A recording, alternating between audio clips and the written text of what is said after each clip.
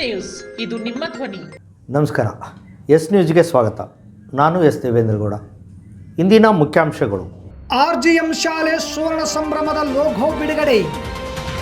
ಪ್ರಾರಂಭಗೊಂಡ Sindhanur ಹಿರೇಹಳ್ಳದ bridge ಕಾಮಗಾರಿ. ಇದು S news impact.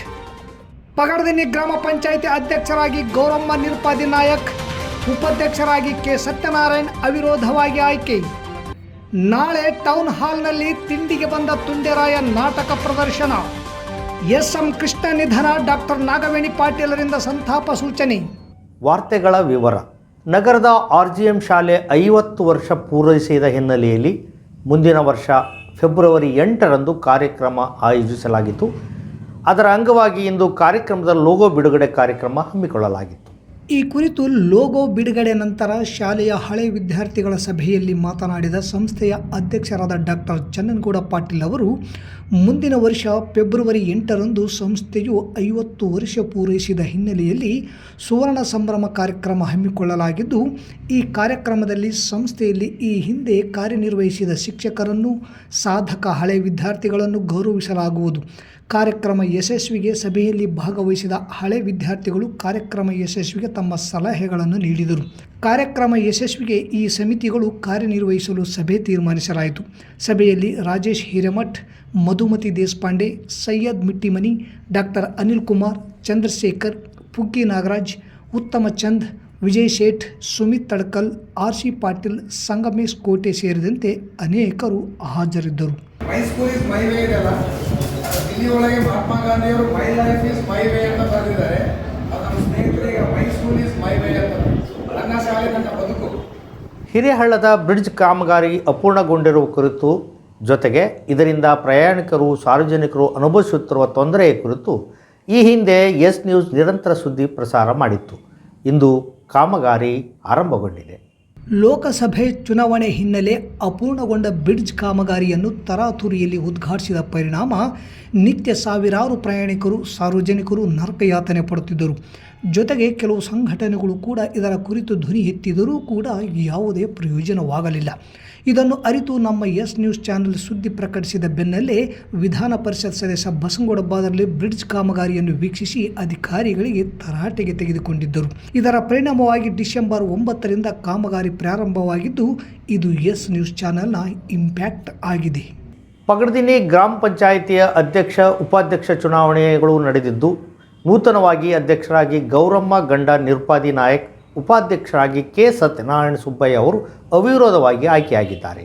ಈ ಸಂದರ್ಭದಲ್ಲಿ ಹಾರೂನ್ ದಣಿ ಜಾಗೀರ್ದಾರ್ ಅವರು ಅಧ್ಯಕ್ಷ ಹಾಗೂ ಉಪಾಧ್ಯಕ್ಷರನ್ನು ಗೌರವಿಸುತ್ತಾ, ಪಗಡದಿನ್ನಿ ಗ್ರಾಮ ಪಂಚಾಯಿತಿಯ ಉತ್ತಮ ಪಂಚಾಯಿತಿ ಎಂದು ಹೆಸರು ಬರುವಂತೆ ನಿಮ್ಮ ಅವಧಿ ಯಶಸ್ವಿಯಾಗಲಿ, ಕಾರ್ಯಗಳು ಆಗಲಿ ಎಂದು ಹಾರೈಸಿದರು.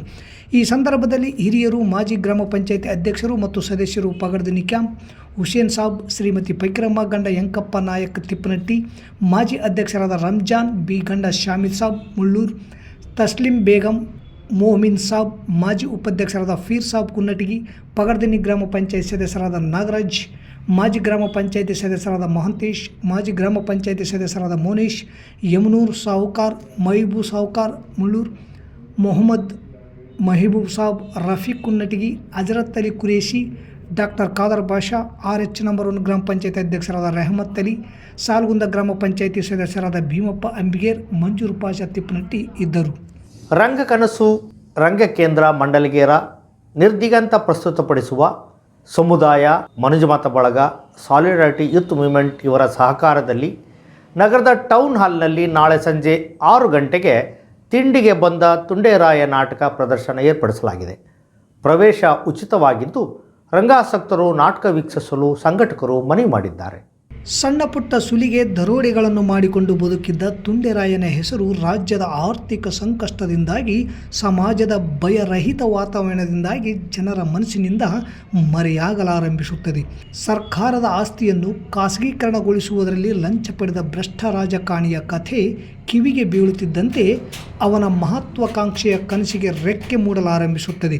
ಇದನ್ನು ಮೆಟ್ಟಲಾಗಿಸಿಕೊಳ್ಳುವ ತುಂಡೆರಾಯ ತನ್ನದೇ ಆದ ಪ್ರತ್ಯೇಕ ಗುಂಪು ಕಟ್ಟಿಕೊಂಡು ದೊಂಬಿ ಗಲಭೆಗಳನ್ನು ಸೃಷ್ಟಿಸುತ್ತಾ ತನ್ನ ಬುದ್ಧಿ ಹಾಗೂ ಬಲ ಪ್ರಯೋಗದಿಂದ ಅಧಿಕಾರದ ಗದ್ದುಗೆ ಹಿಡಿಯುತ್ತಾನೆ.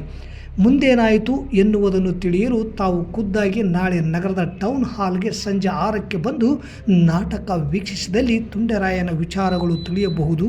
ಬರುತ್ತೀರಿ ತಾನೇ? ತಮ್ಮ ನಿರೀಕ್ಷೆಯಲ್ಲಿ ಸಂಘಟಕರು ಇರುತ್ತಾರೆ, ತಪ್ಪದೆ ಬನ್ನಿ.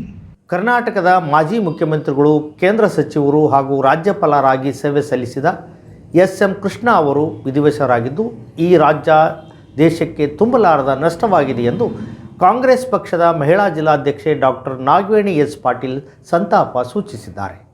ರಾಜಕಾರಣದಲ್ಲಿ ಶಿಸ್ತಿನ ರಾಜಕಾರಣಿಯಾಗಿ ತಾಳ್ಮೆ, ನಿಷ್ಠೆ, ಬಡವರ ಏಳಿಗೆಗಾಗಿ ಶ್ರಮಿಸಿದವರು, ಮುತ್ಸದ್ದಿ ರಾಜಕಾರಣಿ ಎಂದು ಕರೆಸಿಕೊಂಡವರು, ಇಡೀ ದೇಶದಲ್ಲಿಯೇ ಶಾಲಾ ಮಕ್ಕಳಿಗೆ ಬಿಸಿ ಊಟ ಆರಂಭಿಸಿದವರು.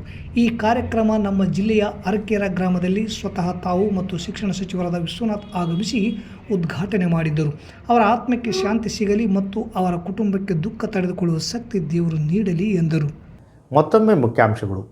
RGM ಶಾಲೆ ಸುವರ್ಣ ಸಂಭ್ರಮದ ಲೋಗೋ ಬಿಡುಗಡೆ. ಪ್ರಾರಂಭಗೊಂಡ ಸಿಂಧನೂರು ಹಿರೇಹಳ್ಳದ ಬ್ರಿಡ್ಜ್ ಕಾಮಗಾರಿ. ಇದು ಎಸ್ ನ್ಯೂಸ್ ಇಂಪ್ಯಾಕ್ಟ್. ಪಗಡದಿನ್ನಿ ಗ್ರಾಮ ಪಂಚಾಯಿತಿ ಅಧ್ಯಕ್ಷರಾಗಿ ಗೌರಮ್ಮ ನಿರುಪಾದಿ ನಾಯಕ್, ಉಪಾಧ್ಯಕ್ಷರಾಗಿ ಕೆ. ಸತ್ಯನಾರಾಯಣ್ ಅವಿರೋಧವಾಗಿ ಆಯ್ಕೆ. ನಾಳೆ ಟೌನ್ ಹಾಲ್ನಲ್ಲಿ ತಿಂಡಿಗೆ ಬಂದ ತುಂಡರಾಯ ನಾಟಕ ಪ್ರದರ್ಶನ. ಎಸ್.ಎಂ. ಕೃಷ್ಣ ನಿಧನ. ಡಾಕ್ಟರ್ ನಾಗವೇಣಿ ಪಾಟೀಲರಿಂದ ಸಂತಾಪ ಸೂಚನೆ. ಇಲ್ಲಿಗೆ ವಾರ್ತಾ ಪ್ರಸಾರ ಮುಕ್ತಾಯವಾಯಿತು. ನಿರಂತರ ಸುದ್ದಿಗಾಗಿ ವೀಕ್ಷಿಸಿ ಎಸ್ ನ್ಯೂಸ್. ಇದು ನಿಮ್ಮ ಧ್ವನಿ. ನಮಸ್ಕಾರ.